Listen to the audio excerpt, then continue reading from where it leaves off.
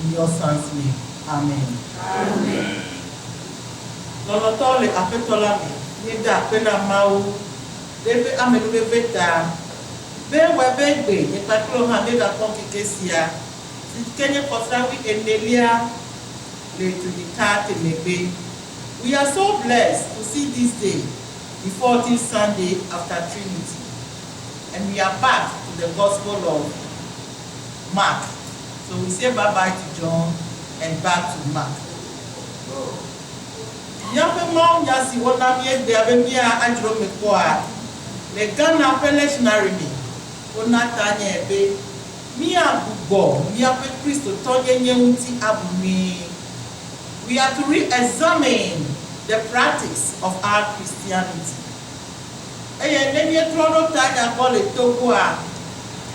Listen to the Lord's commandments and observe them.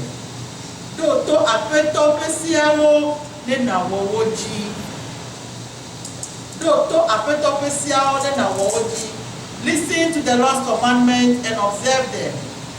And with that, re-examine the practice of your Christianity. So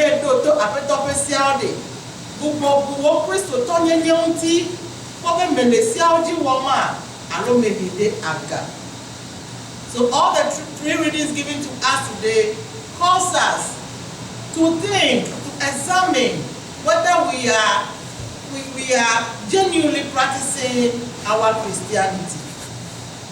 The first reading from Deuteronomy. Deuteronomy is the farewell speech of Moses. Moses pe akbale atolia sikenye miape mao nyagbantoa. Enye Moses pe baba idodona Israel. Moses, we know, led the Israelites from Egypt, but he couldn't go to them to the land of Canaan.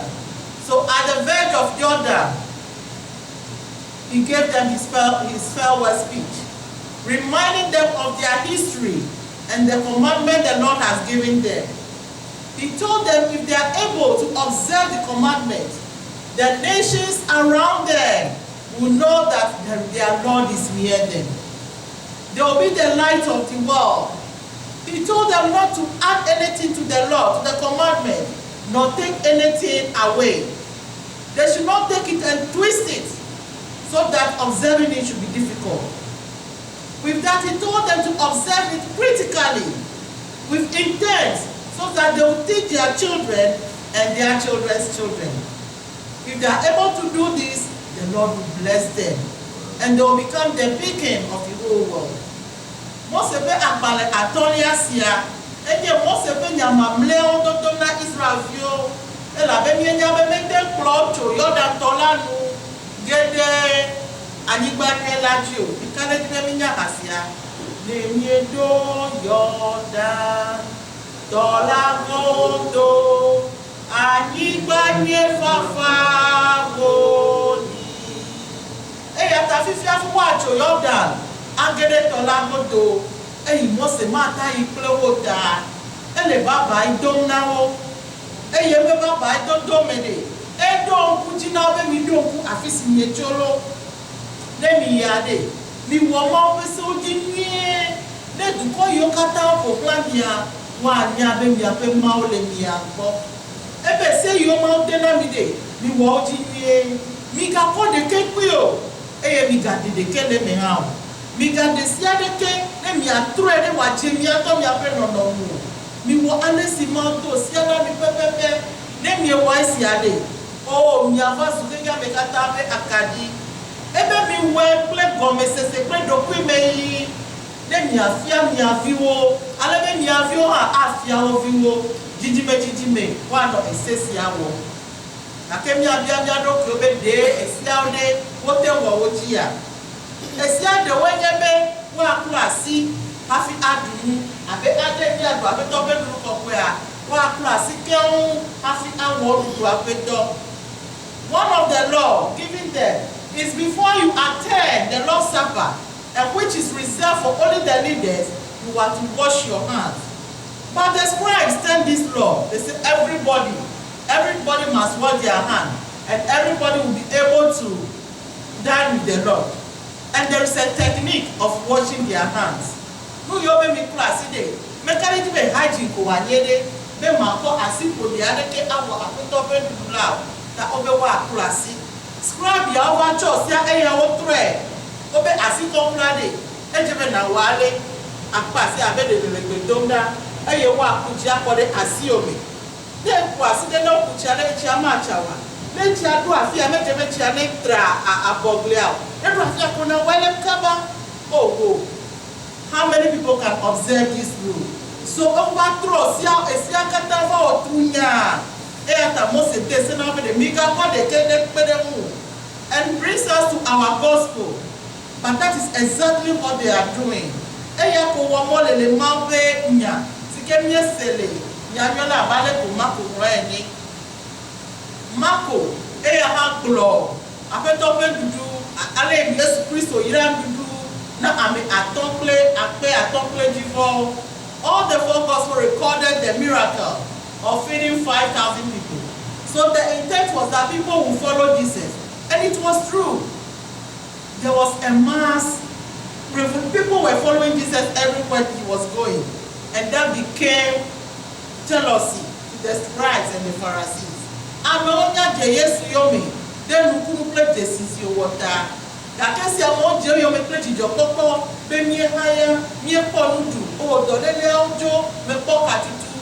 Nene ma kenu si Yesu mo. Eya oje yomi a. Ele to me vemna nu no lao. How true is that? They may let the power. Then no legit gem now. Eye acknowledge your problem wa. I'm a book where I cry. Wa dojiku. Look at that amola me ya kafumalia. Look at that no legit gem now me ala. The root is even in the Bible. Ni akobe je come to be black crab. Ame ya opojiku. Look at your opojiku. Then I bet amegede what je Yesu yomi. And so when you are angry with somebody, when you are jealous and envy, the slightest thing the person does, oh, you are angry. Nena matutu olele mi ape baby. Ne o ebianda madeu, jile ko da madewe la bele, mu leji jemne a. Na mi apepe abale kate ki se pepe a. Na mi apepe abe ale kate ki se pepe ha nya babele mi aju. Enya ro procho mi ami. Nene ma ovajo. Wo be no kata Yesu Kristo be no so na wo be kura si hafi dumo. E ya ha nya de ya. E ye se be Yesu Kristo bro na be de. Manya no sie ya amedome amepedome. E ya kwadi amewo. Gake no sike bua kocho ameme. No sike le wojime. E ye de kula e ya kwadi ame. No kai fo se wote na o. Wo be no fofo play da o. Be na no agbetiti na nimba di simple and plain. Honor your father and mother so that you will have everlasting life. You have a long life in life. But what did they do? They placed their hands on all their property. Cover. No even join you, no see how to no see. Ne enjoy you know to asitare no di be cover. If you have a magatancho and a madeto, mouth atancho and if you have a cover, if you have a no see any mouth to. They have to look at Pharisee to play scribes how no see how we can no see cover, open cover, bank account cover. Mekare nyame kero kwa nyame fridge wo cover le oji. Alabe American hammer to one vow. So they did that to prevent helping their parents. So if my parents should come to me, oh, I need help, I have to go to the hospital. I'm free to tell them that, oh, the money I have is covered, so I can't give it to you. That is what they were practicing. What they are covered, they don't see anuji. Alabe no jila over, obe bufofo play down. They are bufofo play down. Now you go to them, my parents wa. Gake esiaba webe enga ila sinye ne na ko ikondi akoba nega tamaga ta ko yo Yesu Kristo be de miao ana pato mienu ese yo be mi wode na mi ade mi wosia mi fa de lesia me mi ko de opesia alabe esia me gane ese niyo esia fa zumudia nu. Let's reflect upon ourselves. Don't we do that too? Miao ha mi me wonewa me kare me amegedeo open does your house to cover. Menya made, I know a lady. Enya fly nene toilet room. Pepper nyeko de anu go to di. Nyeko wo line di ade de paper ma. Ade the car. Enya fefle me kele road the car. Et à ta népria, bravo. Dis-nous et toi, maintenant à ça, gloria. Ne écart de cas, à n'y a pas balai, à faut dire pas ça. Non, vous n'y avez nous blâmer. Eva webede, mieux va trop zoom mon là les miens no. What are we called to do? Love your neighbor as you love yourself. Be kind to one another. Be considerate, be compassionate. Car quelqu'un va les nous si à nous si les bien assis. Christ obédé à la patron yéni. Ni de bien toi de toi me placer à vie de nous. Et c'est yon ton ami a bien mi faut que mi atata de ni le dit wama. On me promet de atipo et que le on kuti ban. Afi abade ati fefe le nofi on kuti wa. So you are hypocrite. Non l'auteur Christ le peuple n'a pas obédé. Mi a fait tota si ni mi a kodo me de bien novion. Mi a nye pe de on na na mi a novion. Gâté ne nous si a nous si que la si o koba le noa. Et que ma o ha ala pato e de mi. Idokio me na bia dokio. De koba le o nous si a noa. Alors enyoa domea na mele ema wo moa ke menye Kristo to ba va na nyo e ya to be bia gugo abu bia be Kristo to na nyo ti because we are all doing it. We all do it in one way or the other. E ga anwa si o le pe amare ava bia enu ni amlo e so pe ava no wo ha ya ga da ple ne mana wa fi no ga ne mana no ku be mana mo fi ava ava no reason so go na e mata na e fi be ko ba le no mi gumi ape Kristo tonye nyamti e ata Yakobo gbona mi le eba gbale felia mi ebe mi ma nye sianse la polo mi anye echi wola ha. We are not to be listeners alone. That is what James tells us in his book. James, the brother of Jesus, his book is so practical. He said, do as you say. Make a black one ma well. Kodomena no fio. Obe subo si keji abeto unde. Eya nyebe na pende ameda de o na kodomena no view e da planu e da chinu do 60 days do beda ne wodo me vevile no view mu a apeto ebe ma e ma kojijo le wo subo mamu. We are to be compassionate, care for one another. Jesus said that is the worship that I adore. That is the worship that I like.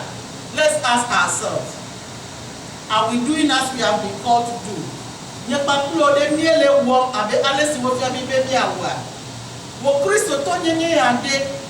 Eyata me wo kurube amado nwodo pe wo profession le Ghana me do ku pe wa do no bede. Unya mi sumponi e. E go mebe wo Kristo subo kra nyesia. Amado nwobe ku kwa sorry kwa. Obe de ne le sole me demko.